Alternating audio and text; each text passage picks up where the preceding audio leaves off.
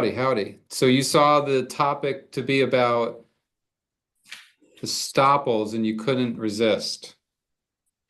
I remember how a major pain in our butt they were during COVID, people wanting to close in 2 days and not realizing that the associations were the ones that slowed us down considerably. Yeah. Oh gosh. Yeah, Huge. the reality of this business is that it's not any one person doing the job. And I've No. actually come to realize that that is it's kind of becoming more and more common throughout Naples and throughout Florida, maybe even throughout the country. It's hard for me to know that, but there's no one place where you can do one-stop shopping. It's just even the grocery store. If you like one grocery store, you're probably gonna have to go to one or two others to get everything. And that's really where the title companies struggle is because we would love to do your closing in a day. That would be wonderful. I would save a lot of cost for us, but it's just not realistic. What is It's the fastest you ever did a closing? it was $2 million. It was 2 days in Port Royal, but it was a weird situation. It was right before the first Iraq War, and the sellers were German. And I think they were just worried about getting their money out. And we offered to do a quick close. I advise the buyers of the risk, but in exchange for those risks, they got the property for $2 million under list. So we preyed upon the fears of the seller, basically. But we Well, didn't. so let's talk about it though, because that sounds like a great deal. 2 million bucks, Yep. 2 day close, but I've never done a 2 day close. What were the factors that really helped in that scenario to get it super fast? It was the circumstances. We knew why they wanted to sell. We No, knew. no, the closing part of it. Oh, well, How did you do it in 2 days? I leaned heavily on our underwriter to get me the commitment like now, and they did it right away. Okay. And because of the volume of business we do, they did it right away. They put us at the front of the line, which is the beauty of having a good relationship with your underwriter. Yeah, Uh, so for the uninitiated, the title search is the thing that everyone knows, and so you have an examiner that does it super quick. We call them on the phone and we say, this needs to be back in the next 2 hours, type of thing. there's that, and then there's also advising the buyer that you're not going to have enough time to do a thorough inspection. And are we willing to roll the dice on there being some sort of defect that you're not aware of? Plus, we have a foreign seller, so they might not know of things that they could even disclose if they wanted to. So, was the $2 million reward worth the potential risk of finding some defect? Um, All right, so you've got inspection risks. The buyer's okay with that. Um, the title comes back super clean. That was the next thing, right? So you get back title and it shows, all right, we've got the seller. The seller being local matters because a lot of our sellers are overseas or they're out of state. And you're going to have overnight packages, worst case scenario, or best case scenario, you're going to have an overnight package. But obviously, your sellers must have been in town. No, actually they were in Germany, and we emailed them the documents, and they had them FedEx right back. I mean, it was a rush thing. Yeah, but so I Everything fell into place, Christian. I it mean, had well, that's what I want people to know. This doesn't add up in my mind because yeah, you get your title back on day one and you realize, okay, now the sellers are in Germany. I've got to send them everything. So now I've got to create all the documents. And guess what? They're foreign. So they're subject to FERPTA. And yeah. so we don't draft FERPTA documents. Is your CPA available to do it in an hour?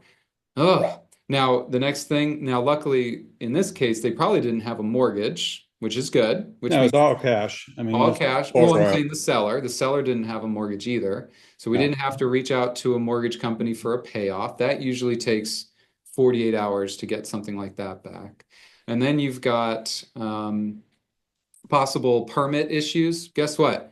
You're not dealing with permits. We don't have time for that. This was before 2014, so nobody gave two hoots about So permits. no But one cared about permits anyway. boy, did I miss those days. Those Yeah, you got lucky. And then what's the next thing? We gotta get a water bill. It takes 24 to 48 hours just to get a water bill from the city of Naples. is like molasses. So obviously there might have been some holdbacks, or maybe you got it super quick because you can't call the city and make them get it to you faster. Well, again, this happened once. That's the fastest ever. So it's an extreme Well, I effect. think it's a great example. Let's see. The next thing we have to look at is it in an association? Now, Port Royal is not the typical association the way we think about it. It's not Fiddler's Creek or Lely or something like that, but it does have covenants that were filed 100 years ago about what you can do on the property. Dad, we had a closing this year in Port Royal, and the buyer asked if she was allowed to have camels on the property.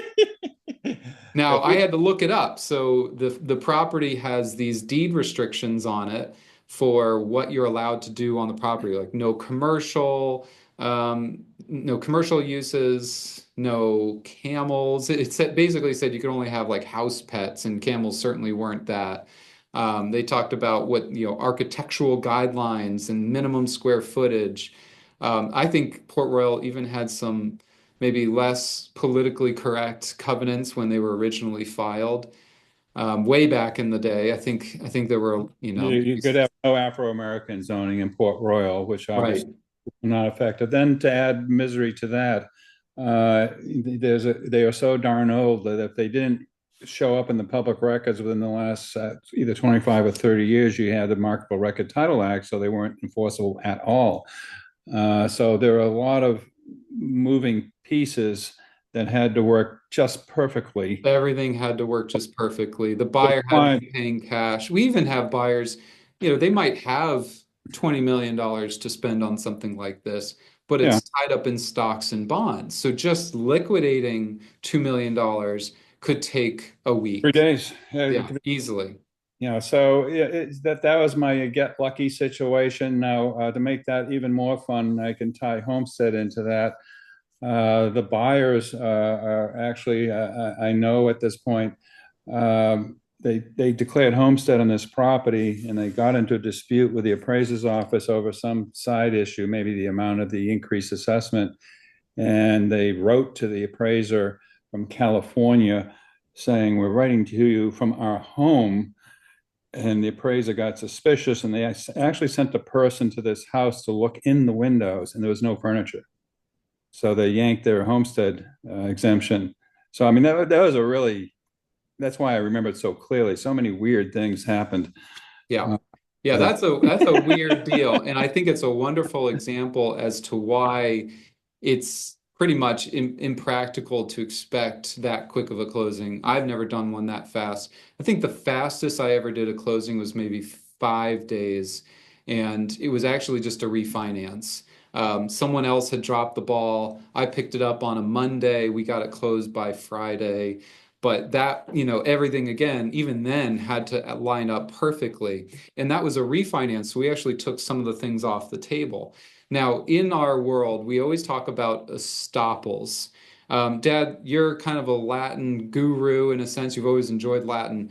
Estoppel coming from what the Latin term estopped. What is an estoppel? the What is estoppel? association, well, it's if they put it out in print and you rely on it, they can't come back and say, "Oops, we made a mistake."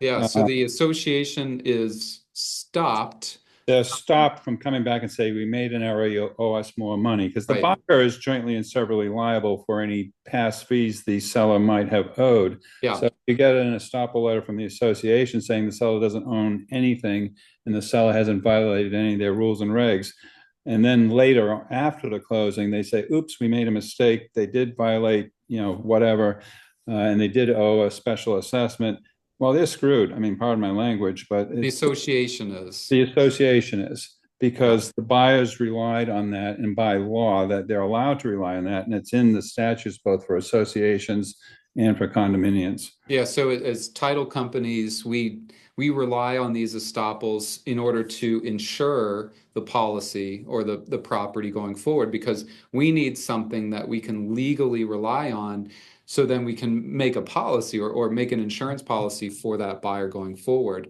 And to that extent, we need to make sure that it's right. It And we needs to have be. to get them ourselves. So I've had clients try to get them themselves so they could save the $279 or whatever it is. And, Yeah, and absolutely. and they might be relying, but we're not. We need to get it, and it has to be no more than I think 30 days old, or 35 if it was sent by mail back in the good old days. Uh, Yep, uh, absolutely. So here's an example. I've got a lot of examples that I want to show people. This is what a typical estoppel will look like. Now, Port Royal, what the example there is that is a what I would consider a voluntary PUD, which is that there are no fees. There's not any fees that's obligated. There's no application that's mandated. There's no contribution, capital contribution, or assessments. like But Park Shore. yeah, but this one, this property and the ones that I'm going to show you, those are what we would call mandatory PUDs or mandatory associations because they actually have restrictions that require fees and require member approval, possibly. So this is what it looks like. We order it from the association directly, or a lot of times we use a third party because it tends to go faster when we do that. And we can also rely that we're writing to the correct association. So there are all these layers to make sure that we're not making mistakes, the seller's not making a misstatement, and the buyer's getting clear title. And so it's going to ask questions here. Is the account delinquent? Yes. That's a big deal. Why is it delinquent? Well, sometimes sellers, knowing that they're closing, they just won't pay the last quarter. They're like, oh, well, I don't want to pay because I won't get that money back. Not accurate. It's not what I recommend. If you get a bill, you should pay it. Or if you have a question about it, call us or email us and say, hey, should I pay this? If it's a day or two from closing, I don't want a check lost in the mail. We'll work with the property manager and make sure that they don't put some sort of penalty on the file. Is the account in collections? So if the answer is no, that's great. It means that just maybe they were late by a couple of days. If it's in collections, now I got to reach out to an attorney. And there might be additional fees. Maybe we have to negotiate a solution. They talk about parking spaces and do the rules and regulations association applicable to the unit require approval by the board of directors of the association for the transfer of the unit. So this is something a lot of buyers are not used to in other parts of the country. But here, I think because we had a lot of New York attorneys drafting documents, they made almost all of our condo associations require member approval or board approval. So is there an application? There's probably a fee that the buyer has to pay. There's a process. You could have 21 days, 3 weeks for a typical member authorization on something like that. And then this is an important question. Have they actually been approved? A lot of times we'll get the estoppel and it'll say no. And so now the association's like, well, we sent you the estoppel. You should be able to close. But if you read it, it says you can't close until you get the approval. That's very, very common. Is there a right of first refusal provided to the members of or the association? What does that mean, Dad? What do they mean by that? And the association match the offer price and buy it themselves. And, Right. and I've seen that. Or they'll have restrictions like Quail Creek that would have restrictions back in the day when they were selling vacant land that the buyer had to commence construction within a year. Otherwise, the association could buy the property back at a discount. Yeah, I Uh, think what developers probably put that kind of language in there to give them options. If let's say they sell properties and they see it's jumping really quickly in price, and the developer's still in control of the association, they might try and get it back and then resell it at a profit somehow. Oh, these guys, though, in Quail Creek, I actually did work for the developers. They were Canadians, and they wanted to uh, uh, get enough people to build and move there so that the community became a living, breathing community that wouldn't go belly up. Like there was one in Lely that went Olay, where the prices went from like 300 to 150 or something during 2007 to 2009. So sometimes again it's not really alive yet. They don't want Right, people coming in and spec buying and trying to flip it. They right. want to be moving there to live there. They want a little bit more control. This next one I think is really relevant. is the unit a member of any other associations? And in this case, it is. Now, what that means is this is not as simple as we might think it is. You could have a condo association that is a member of an HOA, homeowners association, which might be a member of a POA, a property owner association. These are different statutory, you know, associations or statutorily guided associations, and you might have to get an estoppel from each of those. And that's Pelican where it Bay gets Farm, really confusing. classic example. It's a master association, and within it, you might have condominium association. You do the Biltmore places Yeah. like that, and you might have another HOA, Yeah. and you need two separate HOA forms, which is a common error. Yeah, so you'll have multiple HOA disclosures, and you Yeah, have a condominium disclosure, maybe a rider A. You could have two rider Bs possibly. Um, Typically, those disclosures aren't relevant for, say, like a social or sports membership. Sometimes they are. So there are things in here that talk about that as well. Is it mandatory to be a member of the activity club or the club? Now, here's where it's really relevant for my purposes when we're putting together a settlement statement. What are the regular assessments against the unit? They're paid quarterly. The regular periodic assessment is paid through June 30th in this case. The next one it would be due October, which is going to be that amount. And then it looks like there are comments, so we'll have to see. Late fees and interest could be added if past due balance is not paid on or before closing of 8/12. So in this case, we were able to negotiate with the association to say, I know we're a little late, but can we make our payment at closing instead of trying to squeeze it in the week before to avoid late penalties? What day of the month is everything due? How many days late would it be delinquent? What are the costs? This is important for us. Do we need to collect anything else? capital contributions are required by the statutes. Yep. The next big thing that we look at, this page two, any special assessments or governing body approved special assessments against units within the association? If yes, please provide. So this is where we'll get information. Roof special assessment is 9429.90, due in two payments. This and this, and it's showing that they were both paid in this case. If they weren't paid, if let's say one was paid and the other wasn't, now we have to dig into what the contract says about who pays for that. Yeah, Because it's installments, NABOR and FARBAR both have a box that you check to say whether the buyer takes over those assessments or if the seller has to pay them in full. right. And so in this case, if you didn't know about these assessments, if you weren't disclosed, it can get really challenging if you were supposed to take these over going forward. So the actions that we have when we're marketing the property or agreeing to a contract have real consequences. This one asks about any capital contribution fees. In this case, there was none. They did have a balance, and they show an attached ledger. They talk about who the insurance agent is for the association. Again, it reiterates the assessments. Here are the costs of these Estoppel certificates. So the Estoppel certificate in this case was $299.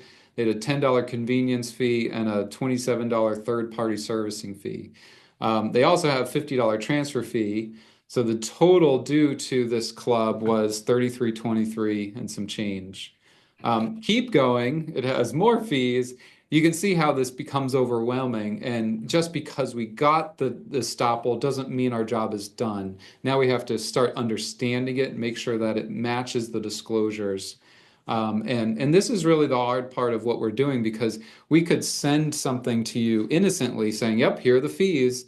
And if you are unaware of it, it comes like a brick. It's like, oh my gosh, where is all this coming from? So sometimes they give us more information and sometimes they withhold some of it. In this case, they are actually pretty good. They show all the debits and credits from the seller up until this point. And you can see it's just not simple because they even have like a returned check or ACH. They have the cable bill. They didn't talk about cable anywhere else. They have special assessment, another cable bill. You know, that's where they came up with this total balance that's due at closing type thing. Um, Now there's more. So not only do they want to get their fees collected and make sure they disclose any violations, but they also need to make sure that the application has been submitted. In this case, it looks like it already was. So the buyer already completed all this in our scenario, but if they hadn't, we could forward this to the buyer and make sure they do it. And it's intense, you'll see, because they even ask for social security numbers. Because if you don't pay, they probably want to be able to knock your credit, or they're doing some sort of background check. Do a credit check on you. Some buyers blow back on the social security number because of all the cyber fraud that we see now, but they are entitled to ask for it. You can see it's a pretty extensive application.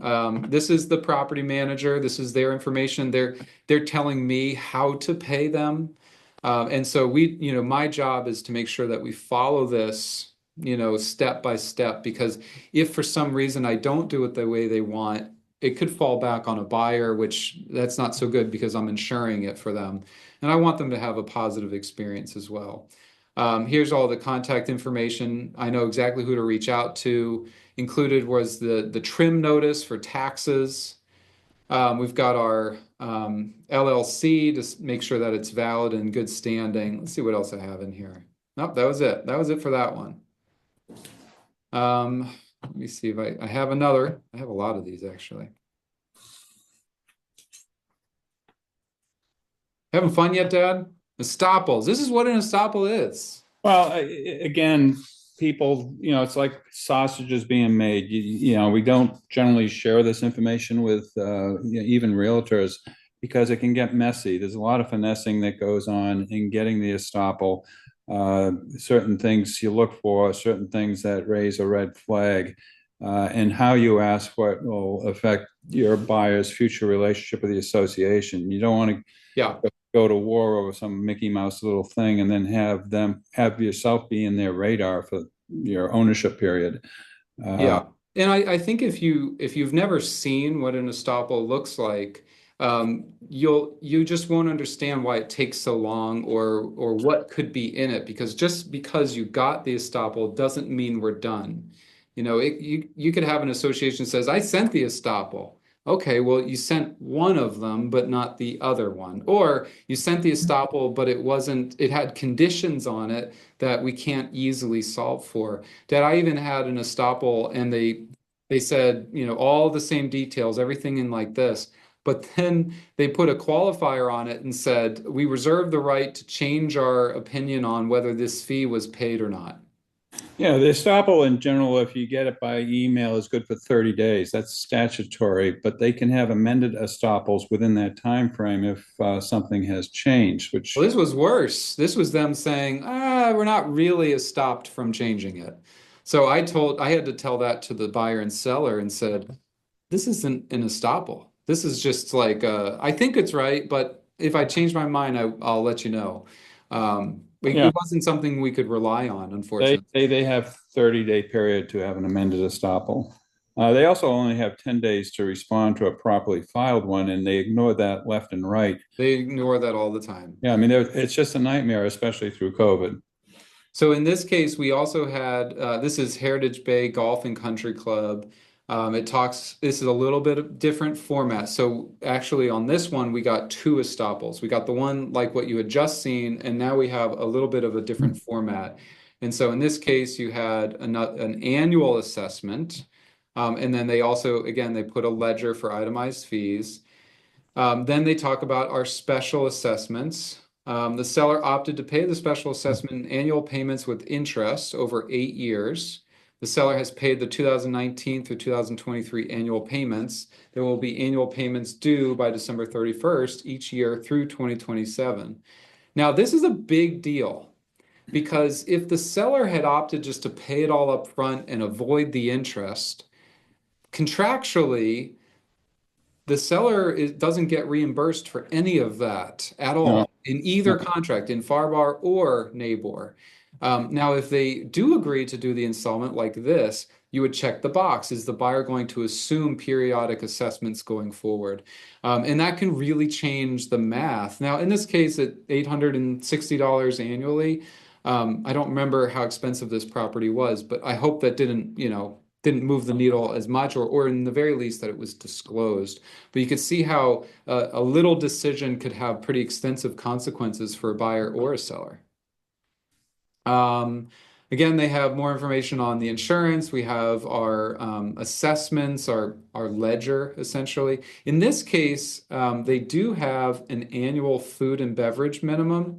Now, typically, the way that works is you are obligated to be a member of the club, and as part of that, you have a minimum food and beverage obligation. In this case, looks like it was $850 annually.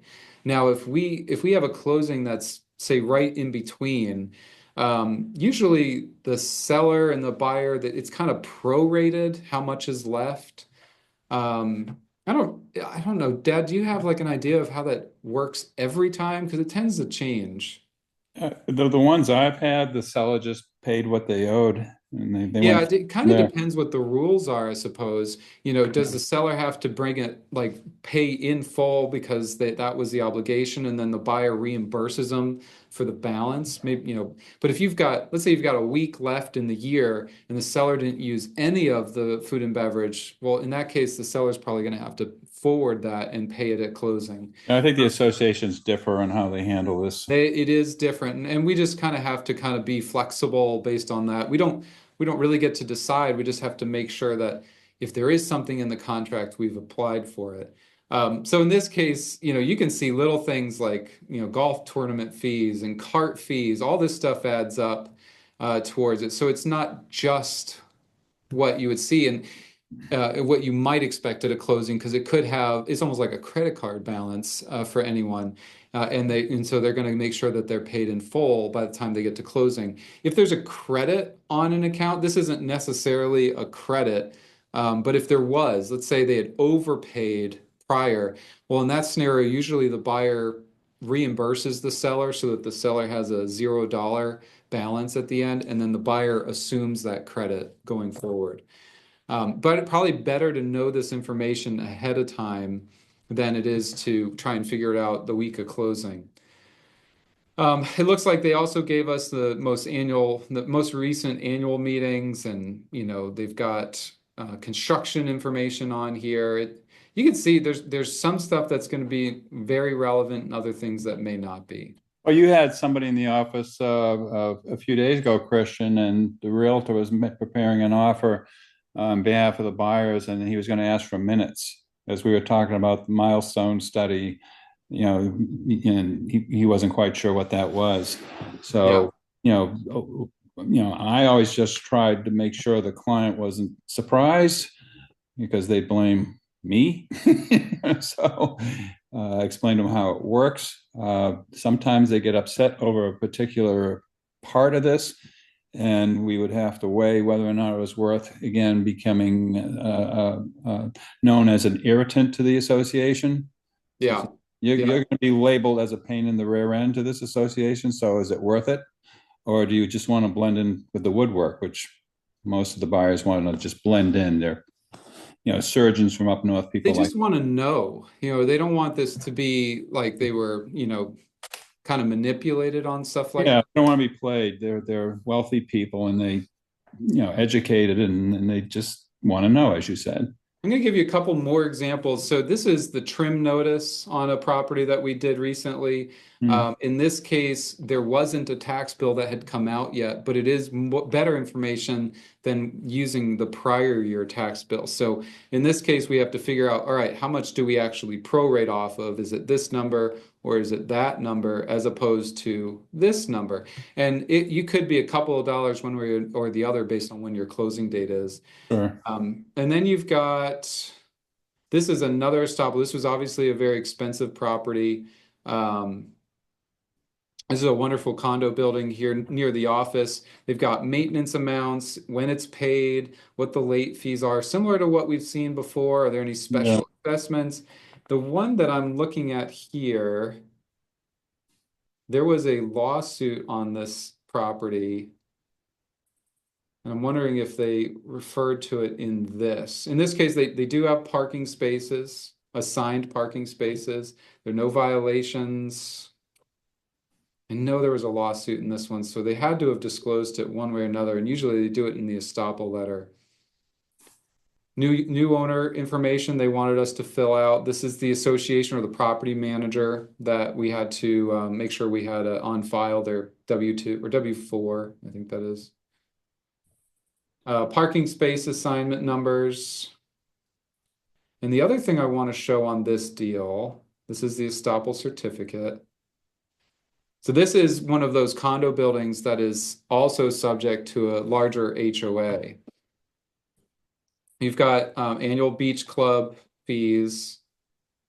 Yeah, I saw a resale fee there, Christian, and I Yeah, know yep. Pelican Bay, I don't know right This is now, Pelican Bay. they would waive it if you owned another property in the Yeah, they'll waive it one time. So I think normally it's $10,000. They don't waive it, but they reduce it to 1,000 one time. Even if you own that 100 properties in there, you get to waive it once. yeah, So but this is the Pelican Bay Foundation. Any property that's within the Pelican Bay Foundation is subject to that. It's a totally separate estoppel, totally separate approval, different fees.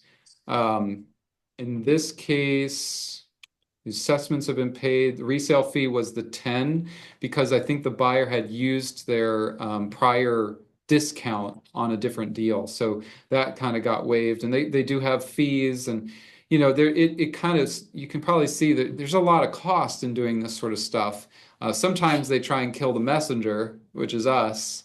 But really, we're just trying to follow the letter of the estoppel as best we can. Here's another one. I'm probably not going to do that one. I showed you the taxes. So this is another trim notice that we would use. That's another type of estoppel. And I then this meant one, to stop you on the trim notice for a sec. yeah. It's always good to find out or ask, how long the seller owned the property, because if the property's been homesteaded, that the taxes will be artificially low. Yeah, let's look at that actually, how we read these things. So in this case, you can look at exemptions. So there was no homestead exemption on this property Right, last year or this year. So the seller was not claiming this as a primary residence. Last year they had a value at 3.9 and then it went up to 4.1. And then separately, they talk about, all right, column one, your property taxes last year, here's the number, 3631. Last year's tax rate. So this is your millage rate. right. Think of that as like your sales tax. The millage rate is 9.8974. So that's how they come up with their number. They take your value and they multiply it by the 9.8974 divided by 1,000. And that's how they come up with the number. Um, so when you go forward to this year, they have give you a couple options. Your taxes this year, if no budget change is adopted, meaning they don't change the millage rate. If so, the millage rate remains the same, but now your assessment is higher. So now you're taking 4,126 and multiplying it by 9.8. Well, maybe The values of the property are just going up, so they're getting more money. they're going to get more money either way. So I know City of Marco Island was funny because they were pounding their chests, being so proud of themselves. We've reduced the millage rate every year. Well, property values have doubled every year. So you can do that but it's not actually saving people money. Well, it saves you and I money, but the people who are investors, they have that 10% cap instead of the 3% you and I have on our homestead. Right. So Yeah, they're this would be the non-homestead cap, which does have a certain limit. It's a 10% limit It's on ten half of the percent for bill. investors, but still, the tourists who have a second home down here, they're getting 10% increase. Oh, say the last 4 years where the prices have So doubled. the thing I'm questioning myself is they talk about last year's millage rate and then this year, if no budget change is adopted, I don't know why the millage rate is different if no budget rate has been adopted. I don't know how that works. Maybe it just automatically waterfalls. Maybe that's how it worked. But they Aren't they basically cutting it this year and last year would be a different rate, right? I don't, well, then the column three talks about this year's proposed tax rate, which Yeah. actually is higher for this particular property. So you have a higher rate and a higher assessed value, which brings you with a higher tax bill.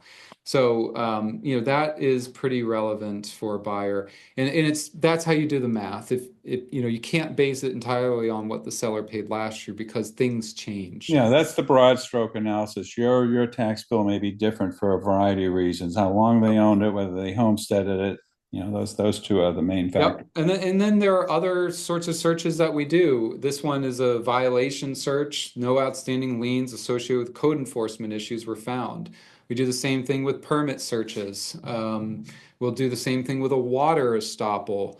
Utilities are not typically involved on estoppels except for water. So if it's FP&L, I don't need to get involved on FP&L, but I do need to get involved somewhat on permits just because that's a customer service thing. We're trying to make sure the buyer has that information. It's a lot. I That's think why doing 2-day closings is impossible.